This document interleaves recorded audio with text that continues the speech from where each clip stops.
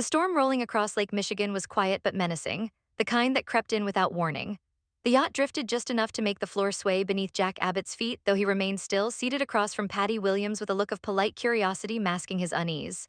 His wrists were free now, but that freedom came with conditions Patty clearly enjoyed inventing as she went along. Patty leaned against the polished wooden railing, her eyes glittering with mischief and instability. She held a glass of champagne she had poured for herself, not Jack. Every movement she made felt deliberate, theatrical, like she was performing for an audience only she could see. You know, Patty said lightly, swirling the drink, most people would be terrified right now, kidnapped, floating in the middle of nowhere, but you look intrigued. Jack smiled faintly, the familiar Abbott charm slipping into place. Survival depended on it. I've always believed in adapting to my surroundings. Besides, you don't strike me as someone who'd hurt me without reason. She laughed, sharp and delighted. Oh, Jack, that's where you're wrong, but I do like you, which is why I'm offering you a deal. Jack straightened slightly. I'm listening. Patty stepped closer, invading his space. I show you around the yacht, the bedrooms, the deck, even let you breathe some fresh air whenever you want. She tilted her head. All I want in return is a little affection. Jack hesitated just long enough to make it believable, a kiss. Her grin widened for starters. Inside, Jack's mind raced. Victor Newman. This had Victor written all over it, the secrecy, the psychological warfare, and Patty, unpredictable, dangerous Patty, was the worst possible jailer. Still, if playing along bought him time, he'd do it. I'll deliver, Jack said smoothly. A man should honor a bargain. Patty clapped her hands like a delighted child. Good, very good. As she turned to lead the way, Jack allowed himself a quiet breath. He would play Patty like a fiddle if that's what it took, but he also knew better than to underestimate her. Patty always had another trick hidden up her sleeve. Back in Genoa City, the mood at the Abbott mansion was anything but calm. Billy Abbott stood near the fireplace, staring at the photograph Victor Newman had provided. It showed Jack unconscious, being dragged by two shadowy figures. The image burned into Billy's mind, fueling his anger and fear in equal measure.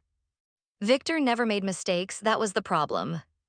There's something off about this, Billy muttered. Diane Jenkins Abbott stood beside him, her arms folded tightly as if holding herself together. You think Victor wants us to find this? Kyle Abbott leaned closer to the photo, studying every detail, or he wants us to think we've found something. Billy nodded. Exactly, it could be a trap or a misdirection. Still, Kyle's voice carried a fragile hope. But it's the first real clue we've had, we can't ignore it. Diane exhaled shakily. If Jack were here, he'd already be 10 steps ahead. Tell us to follow every lead, even the dangerous ones. Billy's eyes narrowed as he zoomed in on the background of the photo. A faint outline, water, dock lights. There, he said, that looks like a marina. Kyle's heart jumped. Lake Michigan has dozens of them. Then we start with the closest, Billy replied. Victor wouldn't go far, he'd want control. None of them said it out loud, but they all knew the truth. Jack was alive, they could feel it, and that meant time mattered. Across town, Victor Newman poured himself a drink in his office at Newman Enterprises, his expression calm, controlled. The door opened and Nikki Newman walked in, her brow furrowed with concern. You've been distant, Nikki said, even for you. Victor took a slow sip. Business. Nikki studied him carefully. I heard Jack Abbott is missing. Victor's eyes flickered for half a second, too brief for most to notice, not brief enough for Nikki. Rumors, he said evenly. And Phyllis Summers, Nikki pressed. Why is she suddenly negotiating chancellor trades like she owns the company? Victor set his glass down. Phyllis is ambitious, that's nothing new. But Nikki felt it, the lie, or at least the omission. If you're involved in this, she warned softly, I'll find out. Victor said nothing. Silence had always been his strongest weapon. At the Fenmore penthouse, Lauren Fenmore Baldwin sat on the couch, lost in thought, Phyllis Summers' job offer echoing in her mind.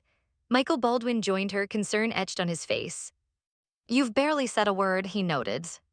Lauren sighed. Working at Newman Enterprises, can you imagine? The fallout alone could be explosive. Michael frowned, especially if Victor's pulling strings behind the scenes. Lauren nodded, and Phyllis isn't just offering a job, she's playing a bigger game. Neither of them yet realized just how high the stakes truly were, or how deeply Jack Abbott's disappearance was entwined with it all. The yacht creaked softly as night settled in, the lights from a distant shoreline barely visible. Patty moved through the cabin with restless energy, narrating the space as if giving a guided tour of a luxury hotel rather than a floating prison. And this, she said, gesturing dramatically, is where you'll be sleeping unless you behave badly. Jack chuckled. I've always been an excellent guest. She turned suddenly, stepping close again. You promised. Jack met her gaze, steady and calm. Slowly, deliberately, he leaned in and kissed her cheek, gentle, non-threatening, controlled. Patty's expression shifted, pleasure, confusion, possession. Oh, Jack, she whispered, you really are charming. But as she pulled away, her eyes darkened. Just remember who's in charge. Jack watched her leave, his smile fading the moment she turned her back. He moved to the window, scanning the water. Somewhere nearby, a marina, somewhere nearby, hope.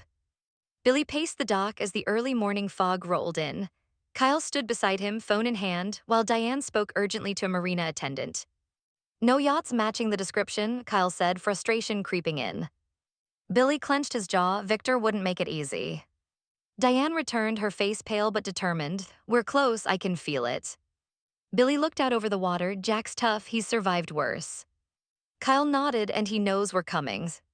At Newman Ranch, Nikki confronted Victor again, her voice trembling with fury. You lied to me. Victor remained composed. I protected you. You don't get to decide that, Nikki snapped. If Jack is hurt, if you've involved Patty. Victor's silence confirmed her worst fears. You crossed a line, Nikki said, tears burning her eyes, and this time I won't forgive it. She turned and walked out, leaving Victor alone with the consequences of his deception. Meanwhile, Lauren and Michael received the news. Jack's missing, Lauren whispered. Michael nodded grimly, and it's bigger than we thought.